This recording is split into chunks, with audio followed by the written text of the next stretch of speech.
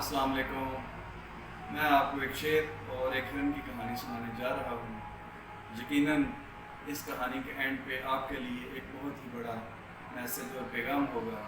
کہانی کچھ ایسے ہے کہ شیر بھوک اور پیاس سے نڈھال تھا، وہ جنگل اور پہاڑوں میں مارا مارا پھر رہا تھا۔ شیر کیا دیکھتا ہے؟ ایک چٹان پہ کھڑے ہو کے جب اسے نیچے دیکھا تو ایک سائڈ پہ ایک چراگاہ ہے، اس چراگاہ کے اندر ایک بہت ہی جوان اور توانا ہرن چر رہی تھی۔ شیر نے کہا لے جی، شکار کا بندوبست ہو گیا، گوشت مل گیا، ابھی ہم اپنی بھوک مٹاتے ہیں۔ جو ہی شیر نے اس چٹان سے چھلانگ لگائی، اس کے پاؤں کی آواز جب ہرن کے کانوں میں پڑی تو ہرن نے بھی آگے سے چھلانگ لگائی۔ اب شیر اس کے پیچھے بھاگ رہا ہے اور ہرن اس کے آگے بھی بھاگ رہی ہے۔ ہرن ایک چٹان سے دوسری چٹان پہ چھلانگیں لگا رہی ہے اور ویسے ہی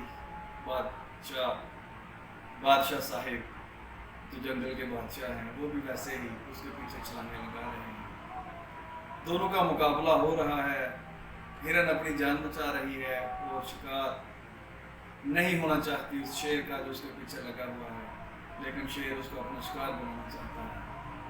دونوں کے اس کشمکش میں سامنے ایک ندی آ جاتی ہے۔ ندی کا پارٹ چوڑا تھا، پانی کی سپیڈ زیادہ تھی اور ہرن ایک چٹان سے چھلانگ لگاتی ہے اور وہ پارٹ کراس کر کے دوسری سائڈ پہ چلی جاتی ہے۔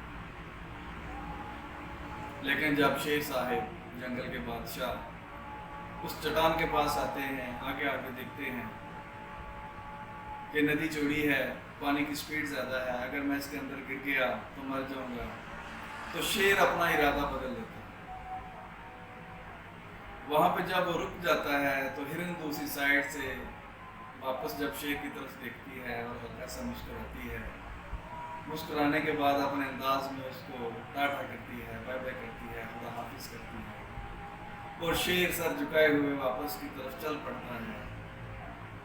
اب یہ شیر اور ہرن کا جو دوڑ تھی، جو جنگ تھی، جو مقابلہ تھا، وہ ایک پیڑ کی ٹہنی کے اوپر ایک بندر بیٹھا دیکھ رہا تھا۔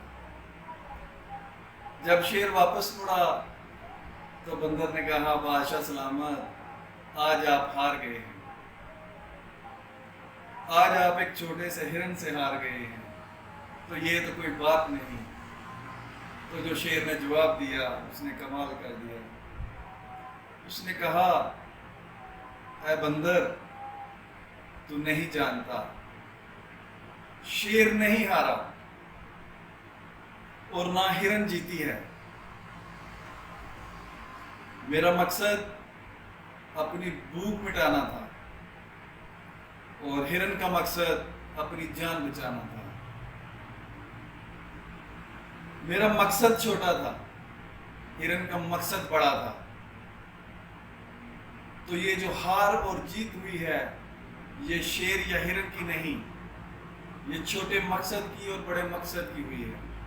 میرا مقصد چونکہ چھوٹا تھا اس لیے میں ہار گیا، اور ہرن کا مقصد بڑا تھا، وہ اپنا جان بچا رہی تھی۔ تو جان بچانا بھوک مٹانے سے اہم ہے اور بڑا ہے، سو وہ کر گیا اور میں نہیں کر سکا۔ سو ایسے ہی زندگی میں یاد رکھیں، کوئی انسان بھی چھوٹا اور بڑا نہیں ہوتا، کوئی خاندان بھی چھوٹا اور بڑا نہیں ہوتا، کوئی ملک بھی چھوٹا اور بڑا نہیں ہوتا۔ انسان کا مقصد، خاندان کا مقصد، ایک مملکت کا مقصد، اس کو بڑا اور چھوٹا کرتے ہیں۔ اگر آپ بڑا بننا چاہتے ہیں، اپنے خاندان کی عزت و ناموس کو بڑھانا چاہتے ہیں، اپنے مقاصد کو بڑا کر دیں، خدا آپ کو اس معاشرے میں بڑا مقام عطا فرمائے۔